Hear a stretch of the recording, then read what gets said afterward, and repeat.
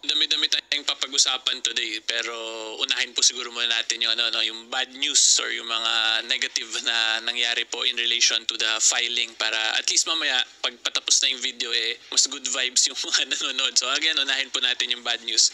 So we will start with the interview po ng ANC News kay Chairman Cardema. Now Duterte Youth Party List Chairman Ronald Cardema. Mr. Cardema, good afternoon to you. Thanks for joining us today. Welcome to the program. Yes, ma'am. Good afternoon po. All right, so first, dami natin pag-uusapan, Mr. Cardema. Let's first talk about the impeachment complaint you tried but failed yesterday. What's the status now? Okay, pause mo na. So yan yung first bad news po natin. They tried to file, however, they failed po in filing the impeachment complaint. Okay, so yan yung first po. We tried to file it in the Office of the Secretary General. Kaya lang they did not receive it. Meron namang Deputy Secretary doon, meron namang mga staff doon. Kaya lang claim nila, it is the Secretary General lang daw himself who could receive it. Pero according to the rules of the House of Representatives, the Office of the Secretary General shall receive any verified impeachment complaint. It is the office, not the Secretary General himself. So, okay, but so are you going to try? Are you going to try again? Yes po, try po natin next week pag po nandun po si Secretary General. Okay. That's actually a good argument on the part of Another question there is, of course, you are accusing the President of violating the Constitution and betrayal of public trust for allowing the former President to be arrested and detained by the ICC. May napanood po akong interview at ang sinasabi niyo po, labag po sa Konstitusyon ang pag-surrender po dun sa dating Pangulo. Tama ho ba? Yes, ma'am. Ang sinasabi natin dyan, according to the Constitution, sovereignty resides in the Filipino people. Yung soberanya ng bansa ay hindi yan sa teritoryo. Kasi ang teritoryo ng isang bansa, minsan lumalawak, lumilit, may dispute paminsan. So ang soberanya ng Pilipinas, according to our Constitution, ay nasa atin, yung mga buhay ng Pilipino ngayon. So nung nag-surrender ka ng isang buhay ng isang Pilipino sa kamay ng mga dayuhan noong March 11, nag-surrender ka rin ng soberanya ng bansa. Yun po sinasabi natin dyan.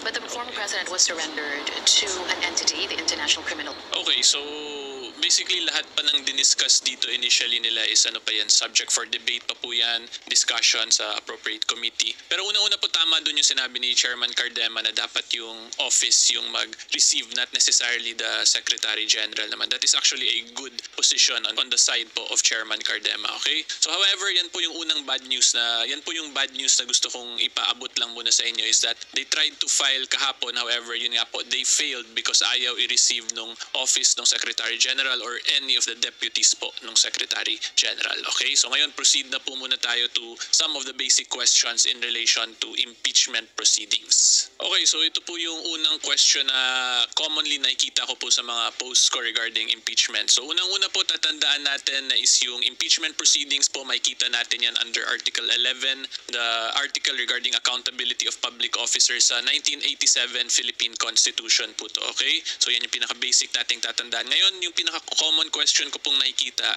is kung pwede ba kahit sino lang private citizen mag-file ng impeachment complaint.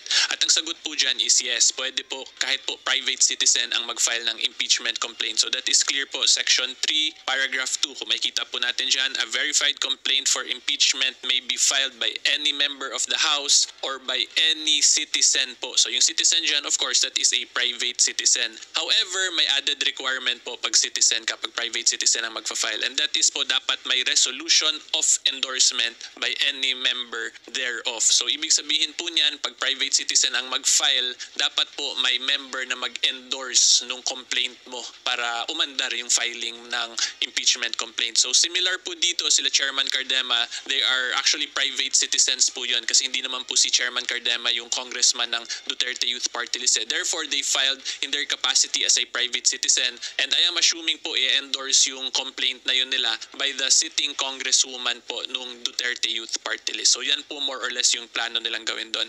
So again, ulitin ko para klaro lang po, any private citizen po can file an impeachment complaint. However, kailangan po ninyo yan ng endorsement from a member of Congress para ma-file nyo po talaga at para umusad yung filing ng impeachment complaint. So ngayon pupunta naman tayo dun sa other issue pa dito sa pag-file po nila Chairman Cardema. So 'di ba, like I stated kanina, yung unang issue nila is hindi tinanggap ng office ng Secretary General or any of the other Deputy Secretary General. So yung next issue po dito sa pag-file nila is currently po alam naman natin naka-adjourn yung Congress, 'di ba? In short, wala po silang mga session.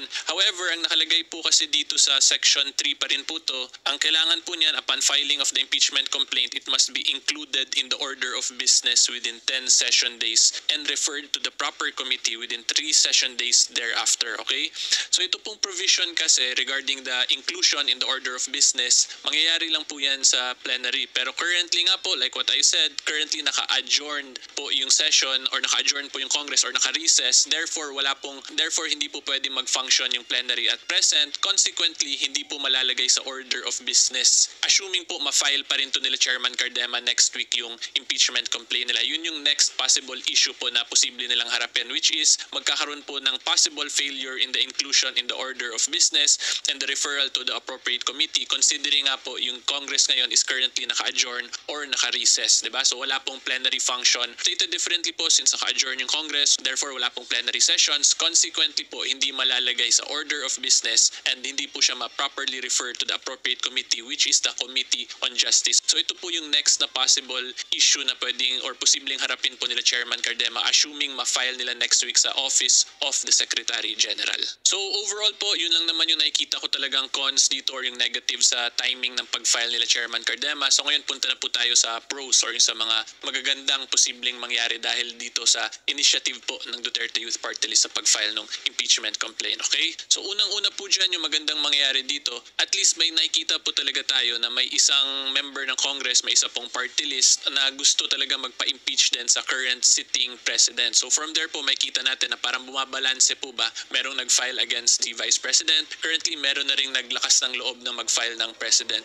And usually po kasi alam naman natin kung may isa pong manindigan, di ba, may isang mag-push ng certain political agendas, more or less may chance po yan na magkaroon pa ng support from other members of Congress. So yan po yung isang maganda dito. At least po nagkakaroon ng balancing, hindi na lahat anti-VP Sara Duterte lang. Ngayon may nakita na rin po talaga tayong anti-President Bongbong Marcos via the filing. So again, ulitin ko lang po, because may nauna na, posibleng may mag-back up pa dito kay Duterte Youth Party List. So yun yung nakikita kong isang pro din dito sa ginawa ng Duterte Youth. And yung isa pa pong pro na nakikita ko because of this action ng Duterte Youth is at least may nagpapakita na may opposition din talaga sa Congress against the admin, di ba?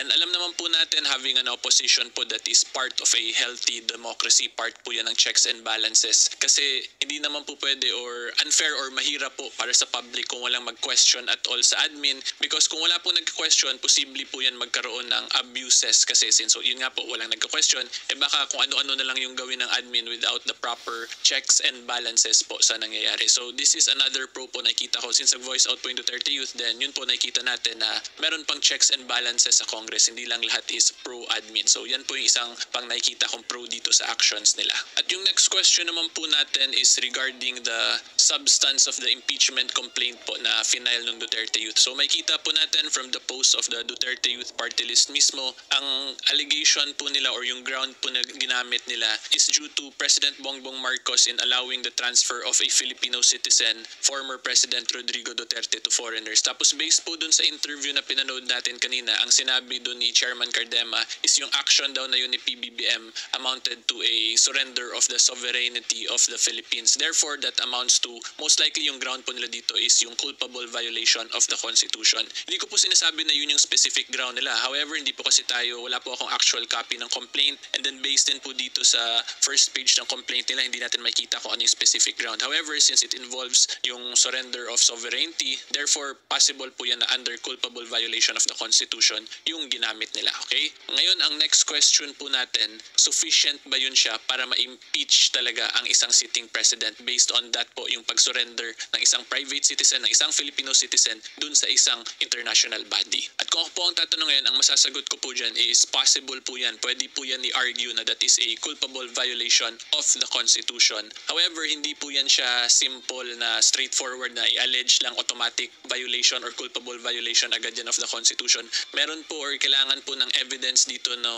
nila Chairman Cardema, nung complainant, para fully nila ma-establish na there was a culpable violation of the Constitution due to the surrender of FPRRD to the ICC. Okay? So, ang reason po niyan kung bakit ko sinasabi na kailangan nila mag-submit ng evidence, sufficient evidence to establish that claim, kasi in government po kasi, in the functions and the actions of government, meron po tayong tinatawag na principle of regularity dito sa bansa po natin. Okay? At ang ibig sabihin po ng principle of regularity, unless and until there is a court decision declaring a certain action as illegal, as unconstitutional, and so on and so forth, ang current status po niyan is yun nga, presumption of regularity. Presume tama or regular po yung ginawa ng public officers involved, okay? Hindi ko po sinasabi tama yung ginawa dito nila PBBM or yung mga secretaries nila Secretary Boying, nila General Torre. Hindi ko po sinasabing tama yun. Hindi ko rin po sinasabing mali sila, okay? However, at present, since there is still no court decision, ang presumption po at the present is that regular yung ginawa nila.